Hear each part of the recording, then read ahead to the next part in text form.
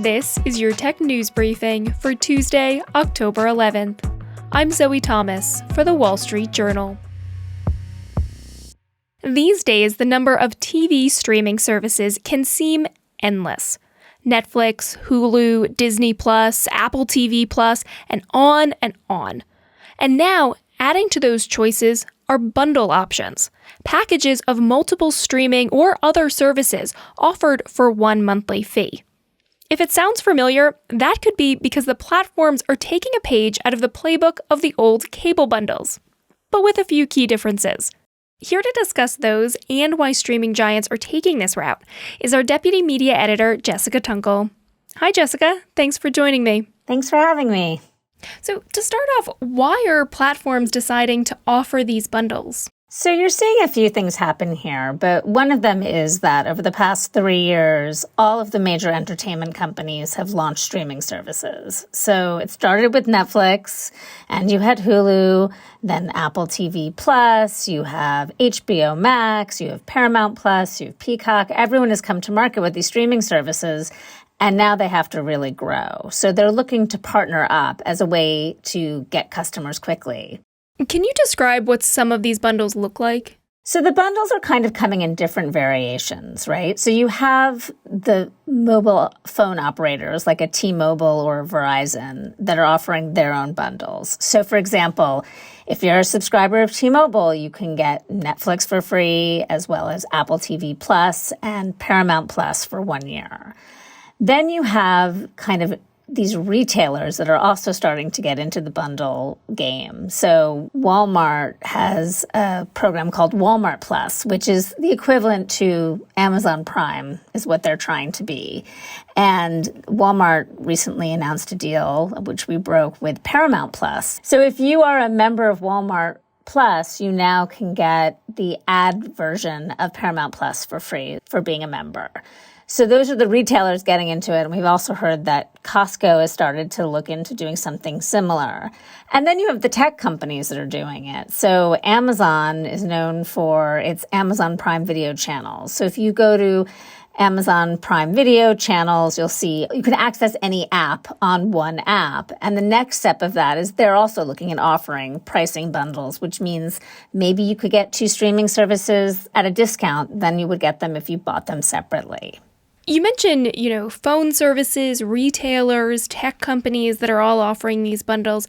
I guess, is that what makes it different from the old cable bundles that we're maybe a little more familiar with?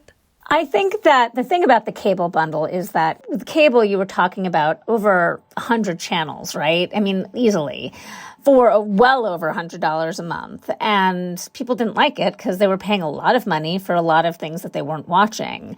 Right now, these bundles are trying to be a little bit more targeted, more specific. They're not trying to be everything for everyone. They're trying to be like, hey, I'm Disney, ESPN Plus, and Hulu. That's one example of a bundle. But you have stuff for kids, you have stuff for the whole family with grown-ups, and you have sports.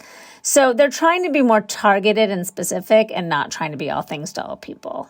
Financially, how is that shaking out for the streaming platforms? So these are pretty complex deals to come about. First of all, the platform pays the streaming service. So, for example, Walmart pays Paramount Plus $2 to $3 per subscriber that actually activates their service. So you have to really make sure that each partner is invested in what they're doing, right? Like you can't just sign a deal and hope everything goes well. The Walmart Paramount Plus deal we reported, it took over a year to negotiate. Each company came in with what their marketing agenda would be, what it would look like. Walmart is marketing it in its stores. If you go in, you see, Paw Patrol and Top Gun and all of their TVs. So these are pretty complex deals that involve various parts of the business. Because the thing is, when you go into these deals, you're not going to get as much per subscriber as if they were paying full price. But your hope is that the volume will make up for that. And then if you have an ad-supported service, you'll make up revenue through them looking at more ads and buying products and so on. What does this all mean for customers then? I think the goal for customers is making it a little bit more simpler. And hey, if you can get a streaming service for free here or there, that's great. I mean, right now, it's not clear that all customers know that they can get everything. You know, if I spoke to quite a few individuals who had access to certain streaming services through, you know, a T-Mobile account or whatever it was and didn't realize they had it. So there is a concern that, you know, it may cause more confusion than it is meant to, but for the savvy consumers who seek out these bundles, you can get some good deals. So kind of thinking forward, this kind of great rebundling, offering all these different monthly services that we have options to, what does it mean for streaming going forward? Is it a sign that maybe it's going to be a market that's shrinking or consolidating?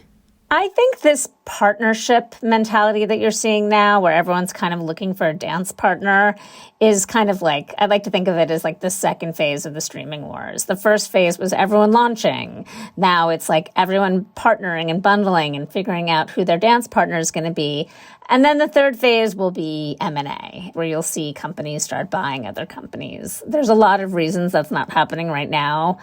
The regulatory environment, the markets. So partnerships make sense. And what's a better way to figure out if you should engage in merger talks with someone than to partner with them? All right, so phase 2 of the streaming wars. Jessica Toonkel, our deputy media editor, thanks so much for joining us. Thanks for having me. And that's it for today's Tech News Briefing. For more tech stories, check out our website, WSJ.com. I'm Zoe Thomas for the Wall Street Journal.